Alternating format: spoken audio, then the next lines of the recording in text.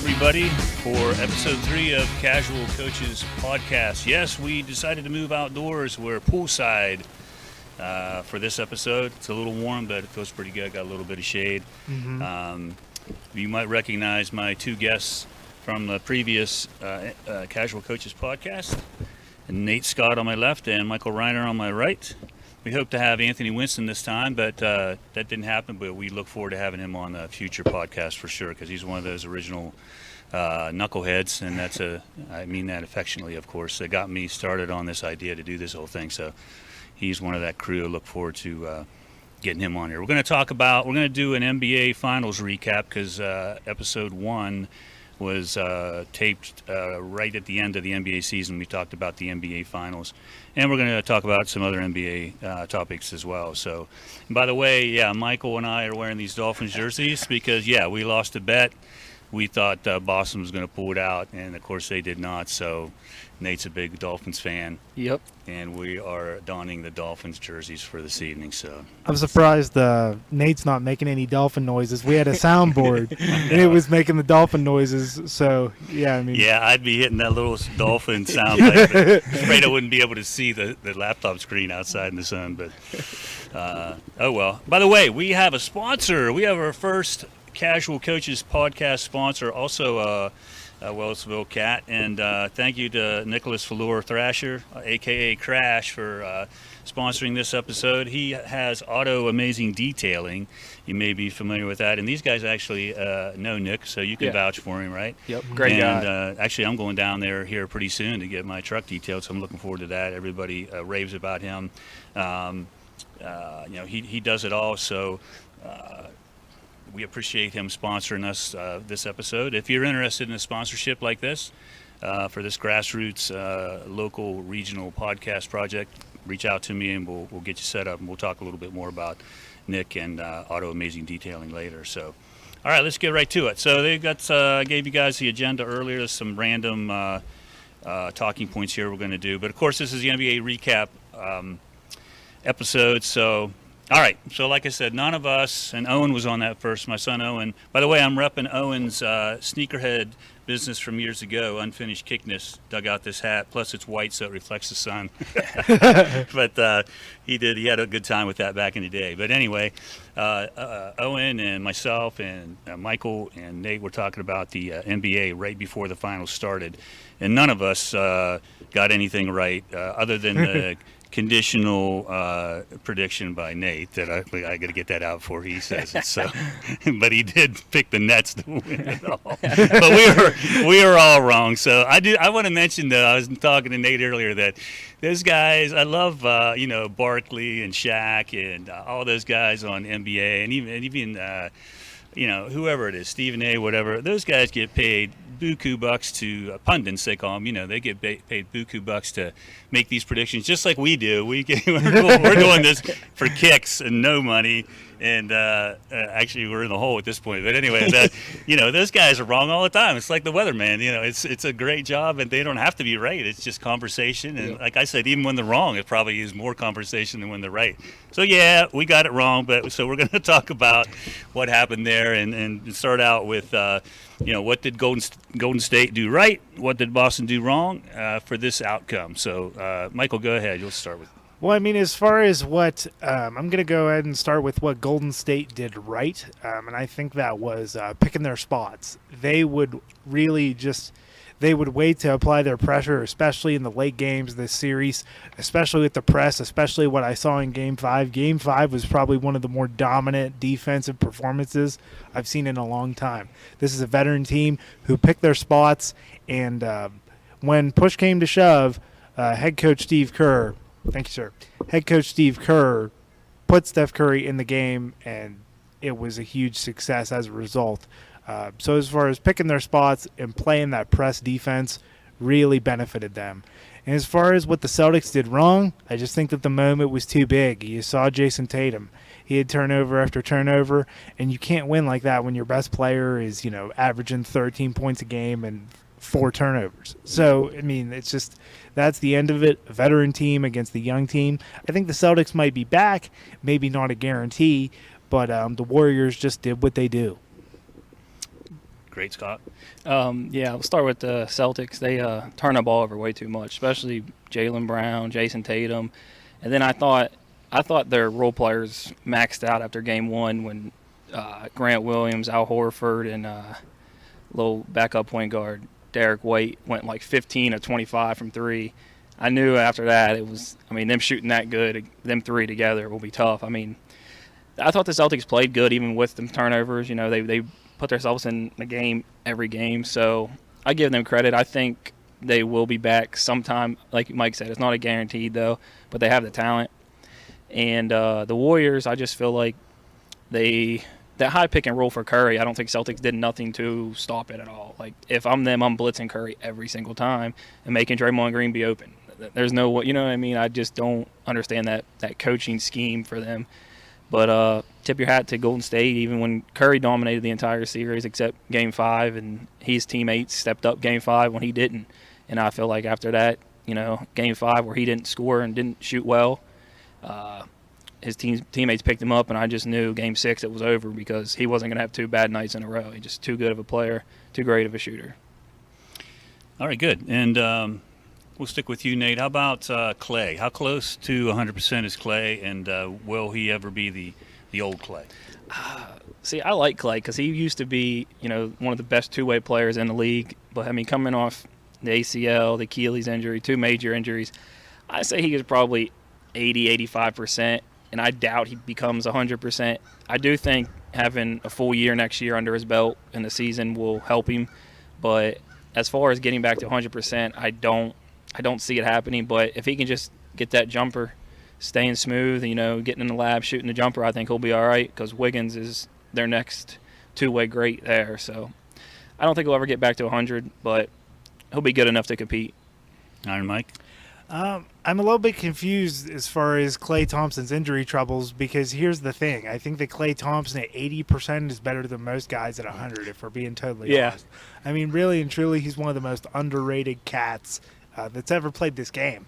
It's always Curry that gets the love for shooting. It's always Draymond who gets the love for defense. Klay might be one of the more quiet superstars ever. But I think what Golden State did right actually was in the 2019 draft when they drafted Jordan Poole. I mean, this guy might need some polishing. He's a little bit green, but that doesn't mean that he can't carry this team in the regular season to 50-something wins. And while Steph and Klay go through load management, which I oppose greatly, but I don't know. I think Klay will always be there, and as long as a guy can spot up and shoot, he'll be fine. Yep. Even if he is on one leg, he can he can get it done. He can put up 35, so that's not big of a concern. Yeah, and now he's possibly going to be overshadowed, if not already, by Andrew Wiggins, which I'll stay with you, Mike, on just a general discussion. Combine them both in the same question, really, about it'll be good when we get over to Nate, even though he's a Warriors fan. But talk a little bit about Draymond Green and Andrew Wiggins both. When I think about these two guys, I think about two guys that play distinct roles. I mean, Draymond Green, he's designed to be a Dennis Rodman. You know, he's designed to be, you know, even somebody like a Garnett, maybe a little bit less refined offensively, but his MO is to anger people, and that's what he did. I don't think he's expected to put up 20 points a game, so I was a little confused when people were upset about him scoring 5 in certain games. But I think he's a guy that needs to be there, and he'll take less money to be there. And then when you think of a guy like Andrew Wiggins, I remember when everybody thought this guy was going to be the man coming out of Kansas, you know, putting up 48, 50 points on West Virginia and Bob Huggins. And when he was traded to the Timberwolves, it was just game over. But I'm happy to see him really get a second chance with Golden State. I think it's a great move. And even if it works out with him getting a bigger contract, whether he gets a bigger contract, whether he stays in Golden State, I think he'll always be a hot commodity in the league. So, All right, good. What about you, Nate? Yeah, I mean, I think Wiggins will stay in Golden State. I think he'll get his contract he deserves because, I mean, like Clay said, they wouldn't have been there without him. You know, his defensive efforts were really good, you know, him holding Tatum how he did. So he's just a freak athlete. I mean, he led the series in rebounds too. People don't talk about, So I think Wiggins is a huge part for them going forward. But and Draymond, he gets a lot of the love because of the way he passes, sets picks. But he definitely, in order for the Warriors to continue to be good, he has to be able to knock down open shots. You can't be in the NBA and get wide open shots after wide open shots and miss and miss and miss. And for someone who talks as much as he does, you'd think he'd be able to make some of them shots. But I think he gets some jump shot work from Curry and Clay this summer and gets somewhat better at shooting jump shots. Even if he's shooting 40% from mid-range, when he's wide open, that's better than what he was shooting 20% in the finals. So now you were ready to have him executed there a couple games. Yes. So you're always forgiven because they won the finals. No, Don't make me put all those screenshots in the podcast. And you get me in trouble. But Draymond Green, the thing is, like I said, he talks so much. And if you're only getting 4 points, 4 rebounds, 3 assists, like what Charles Barkley said before, the triple single.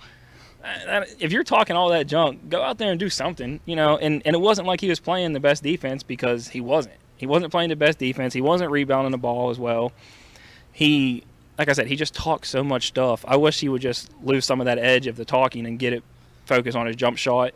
But not going to happen. No, it's not going to happen. But like you've seen it, he was wide open many times. Yeah. Many times. You got to hit them shots. If you don't hit them shots, I mean, come on now. In a shooting perimeter NBA game, you got to be able to hit them shots, especially wide open.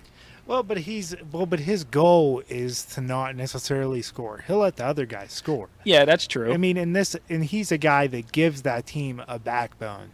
At least until this series when we saw, Mr. Curry go to work. But I mean, that's what the guy's supposed to do. So I don't have a problem with him talking trash. I think there needs to be more of that in the league. We have too many guys that are just friends. Too many guys that are just buddy-buddy. Yeah, but if you're going to talk trash, you got to at least get 8 points. Yeah. At least get 8. I mean, come on. I'm not saying 4. Like, get 8. Yeah. So.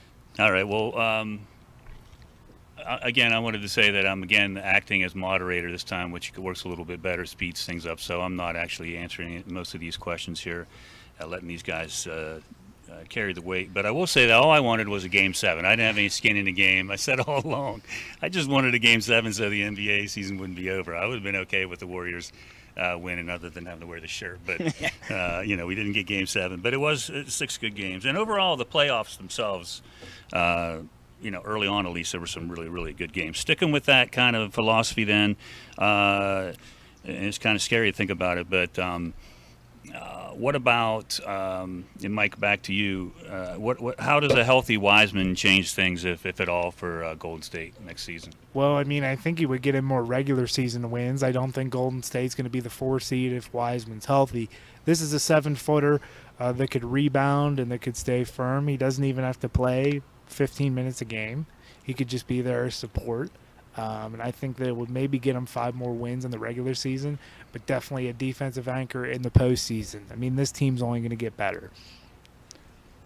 Yeah, I agree. I mean, 7-footer, I seen him, when he was in Boston, I think game 3 and 4, he was working on his jumper. It looked smooth. So, I mean, 7-footer who can stretch the floor, rebound. And like Mike said, if he can go play 15 or 20 minutes, it's just a plus for them. That's all it is. Like he said, they're only going to get better as everyone gets healthier on their team. All right, good. What about switching gears a little bit, Mike? Just overall, they're supposedly have the top of the heap there with the officials. How was the officiating overall in the finals? I thought it was interesting. I've seen worse officiating before in certain series. But at the end of the day, you're going to get a different group of guys every night. And I think that's a part of the game. I think that's a part of the strategy, if you will. Certain guys, and I don't know any of them by name, but certain guys on the floor, they're a little bit more, whistle happy than other guys. And I think that when people complain about the calls, I think that is the worst thing, because really your individual game plan as a team is the reason why you win the game, right? It's not because of a ref. Yeah. Both teams are talented. Both teams are tough. They made it there for a reason. But they never seem to learn that ever. No. No. So, yeah. So I think it's a part of the game. Yeah. I don't think it's a bad thing, and we can go from there. Even the coaches got on their players, I think, partway through. Forget about that Yeah. stuff. Why do they have to tell these guys that? Right. What do you think, Nate? Yeah, I mean, the officials are in the NBA. It's hard to ref these games because they let traveling slide for so long. I mean, there's a moving screen on every single possession. Like Lane you can pull violation. that lane violation on every single foul shot. So when they actually call a travel or a lane violation, you're like, it's like you're shocked. Like you're gonna call that now. Like I just think the NBA really needs to get rid of these old guys and start new and actually start making the game better, because the viewers of the NBA has gone down like very bad. You know, it's not even, it's really not comparable to any of the old time games. You know, that refs need to be better and force these rules more strict, because it's just like playing street ball most of the time. It's just them compared to college, it's nothing the same. It's crazy how much better college is. The gameplay itself. Now the athletes in the NBA make it amazing to watch, but still, I mean, there's got to be more strict on these rules, because it's only hurting the game. All right, let's switch back to Boston for a minute here. What about? I know they're young. This duo is a lot younger than Warriors duo, or there's some other ones that are a comparison, but maybe not next year, but in the coming years. What do you think about the statement, or what do you think about Jason Tatum and Jaylen Brown? Are they the next dynamic duo backcourt? I would say if they stick together, yeah. I mean, the talent's there. I think they're stars right now. I wouldn't call them, either of them, superstars. You can't turn the ball over in the finals. You can't shoot Right. like they did in the finals. Miss bunnies. Yeah, Jason Tatum misses too many layups, you know. But I think they're stars. I think they can be superstars. They're both young, and just limit the turnovers, and I think they can be very good, you know. And I do like. I mean, I like Jason Tatum, even though he's from Duke. Jaylen Brown. I mean, they play hard, but they gotta get a lot better though if they want to win a championship. I'm gonna disagree. I don't think that Tatum and Brown really play all that well. I think that you see a lot of possessions in the playoffs and in the regular season where both guys will just run ISO and they won't get each other open.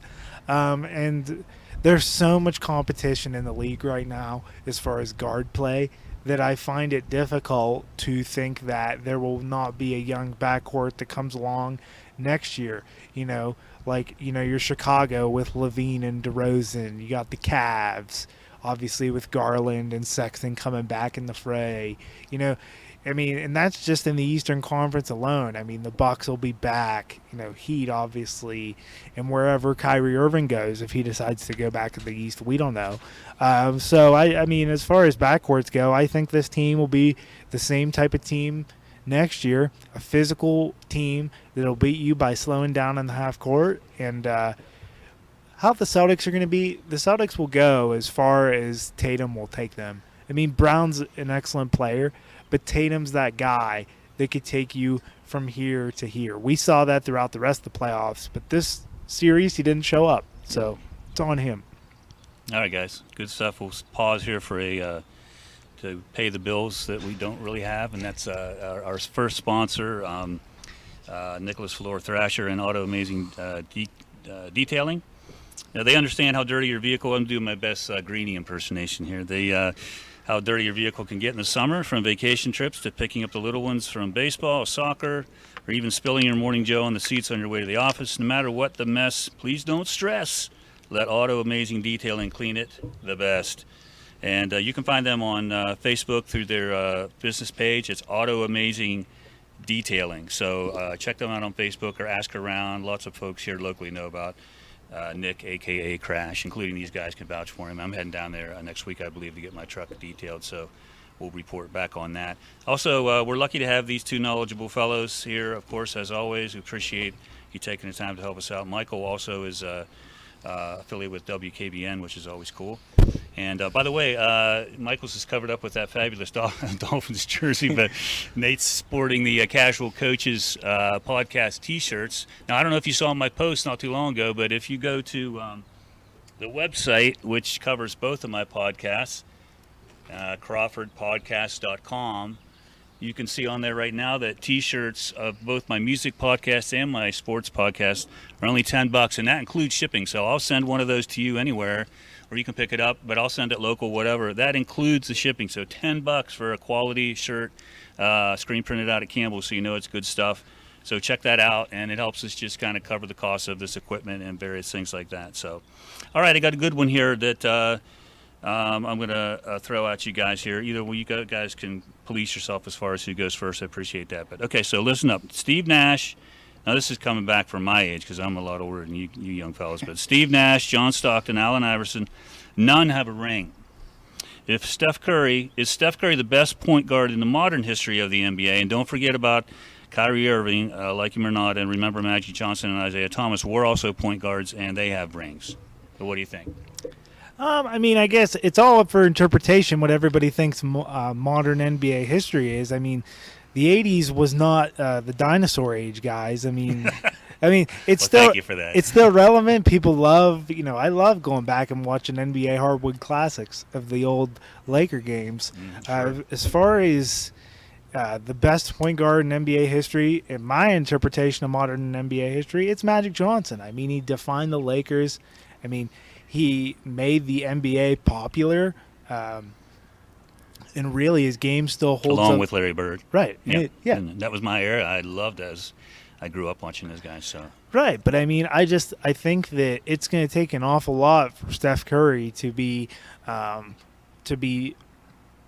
just as good as Magic Johnson, just because Magic means so much to that franchise, means so much to that city, and at the end of the day, he was dominant way up until the end of his career, and his career got cut short, mind you. yeah, absolutely. So, I mean, let's just think about that. I mean, this guy won 5 titles, and he really, I mean, he could have played, 6 more years if his unfortunate health issues didn't happen. True. Good So, point. I mean, I just think Magic Johnson for me is number 1, but if we're going to stay with modern NBA history within the past 20 years, this NBA Finals was a real game changer for me. Steph Curry, unbelievable, an unguardable guy, ladies and gentlemen. He's the Shaq of the three-point shot.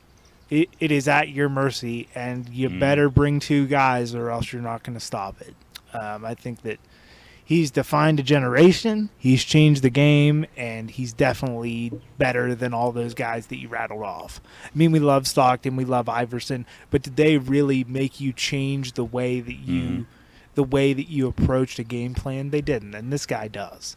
Good stuff. And I like what you said about Magic because that was my man when I was growing up watching those Lakers Celtics battles. And he was a groundbreaker and way ahead of his time because of his size. Now that's no big deal, but 6'8", I think Magic is, and so that was unheard of back then, and now it's not that big of a deal at all levels of basketball. But but this guy's probably going to disagree. Go ahead.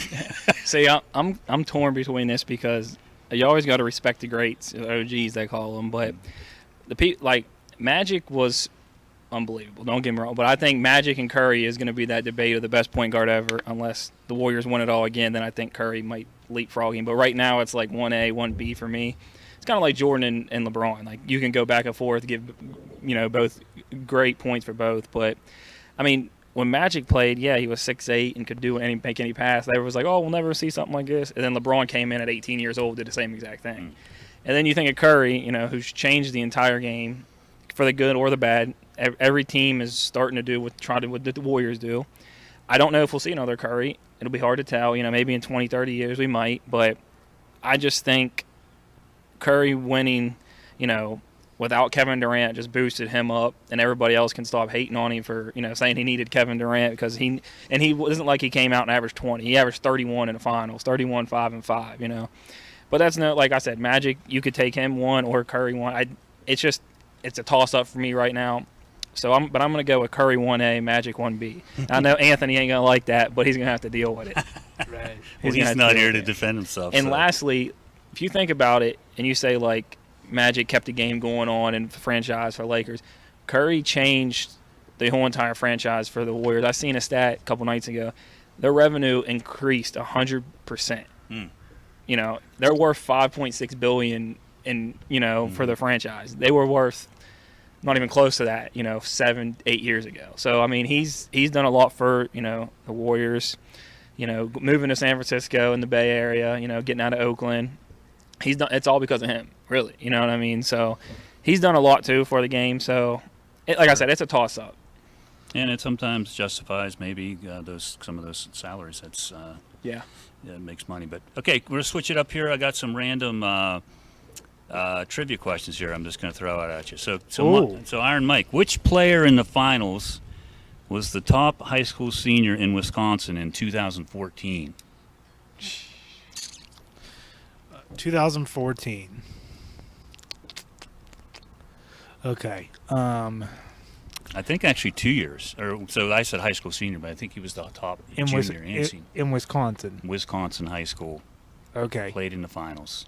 Played in the finals. I'm gonna go Marcus Smart. Incorrect. Do you want to steal for 10,000 points that are worthless, but fun to have? So they play in the finals this year. Yes.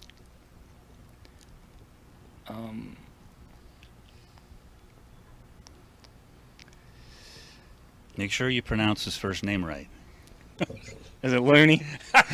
Sorry, Mike. Sorry, Mike. Yeah, come on, Looney. I should have given you a hint Yeah, there. we just talked about that before.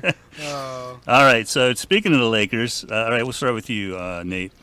Okay, the NBA named a Finals MVP. Since you're obsessed with the Finals MVP, this is a good start. The NBA named the Finals MVP beginning in 1969. Which Laker was named Finals MVP that year? 1969. You young pup. 1969. I think Michael might steal this if you don't get it. He'll get the 10,000 points.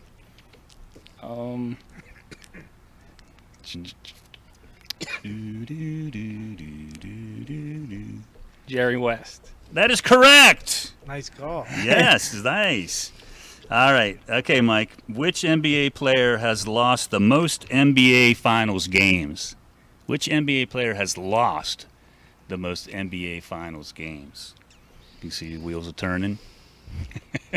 You should know this. I have a feeling I'm not gonna like this answer, but I'm gonna go King James. That is correct. Okay. He's lost 33 Finals games. The biggest loser, LeBron King James. Okay, so I'm not even going to be able to be much help with this, but any quick draft predictions since tonight is the NBA draft. By the way, we're taping this on Thursday evening, June 23rd, and hopefully I can get this up and running tonight. But if not, it'll be tomorrow. But we're taping this tonight on the 23rd, which is also the NBA draft in an hour or so. So any predictions? I couldn't even tell you, to be honest. Thank goodness I'm the moderator, because I'm Jabari Smith. I think. Is that right? Did I say that right? Yeah. Mhm. Okay.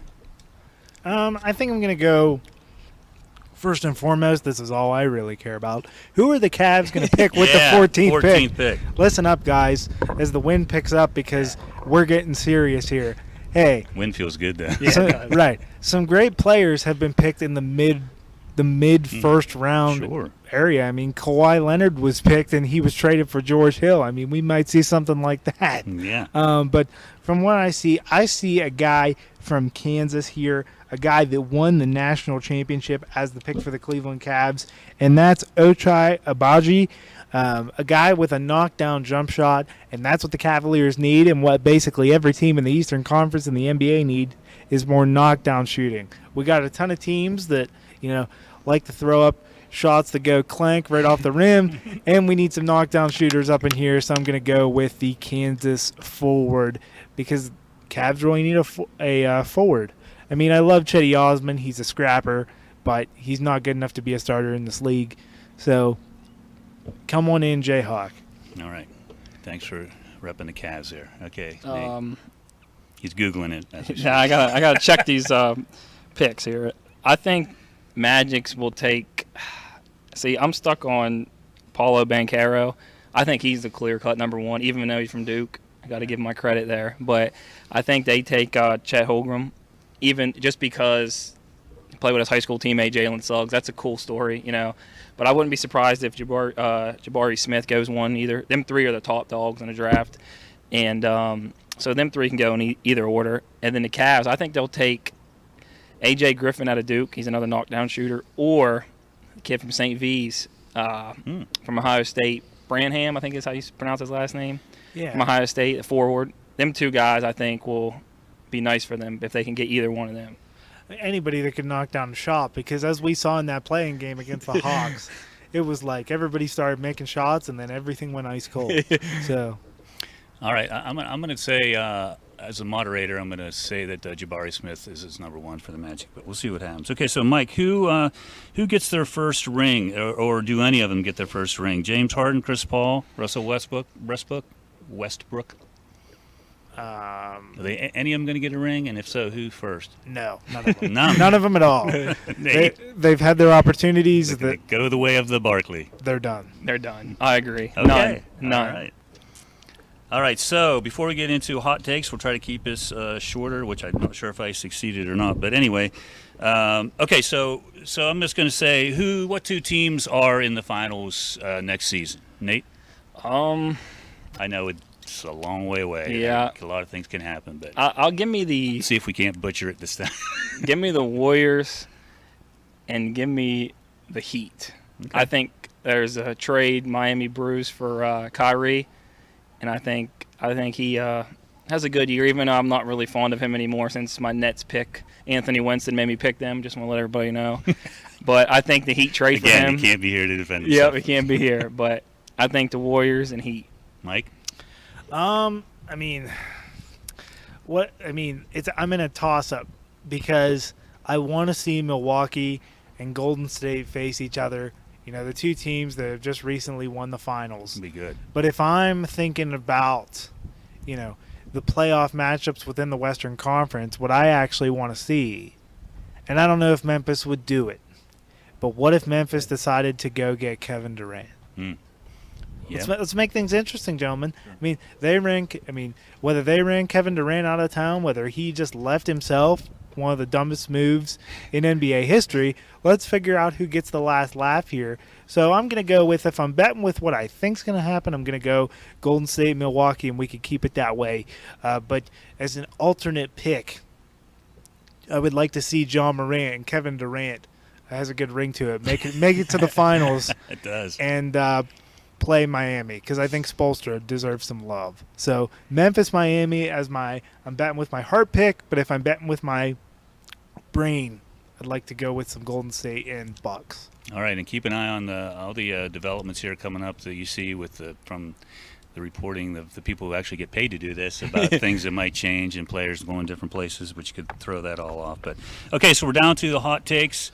Michael started out the podcast when we started, so hot takes is just about a minute to talk about whatever you want to talk about. So go ahead, Nate Scott.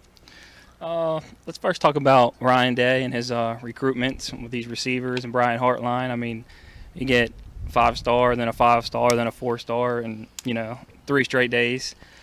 I'm a big-time Buckeyes fan, but if they don't win it all in the next 2 years, I mean, Ryan Day, come on, man, all this talent you have, you have to win it all. There's no other way around it.